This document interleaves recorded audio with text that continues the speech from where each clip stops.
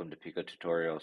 In today's tutorial, we will be demoing the mobile application and we will be focusing on dewarping of fisheye 360 cameras. So as you can see, I'm utilizing the search functionality to search for a 360 camera.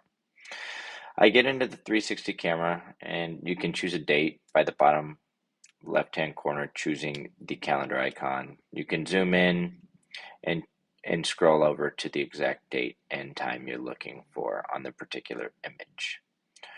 With this, you can see that I navigate into a more highly trafficked area, and you can see motion on the screen by the green indicators.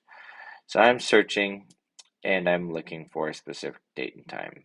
I find it and I zoom in a little more, and then with a pinch, like you are zooming in on your phone in any other application, it allows you to dewarp, and then you can scan the entire surface of that particular instance. By pinching out, it warps the screen back, and as you can see, it allows me to jump to live with the live functionality. Thank you for watching Piko Tutorials. If you would like to watch more how-to videos around Piko, please click here for our tutorial channel, or you can visit us here at pikovms.com for more documentation and downloads.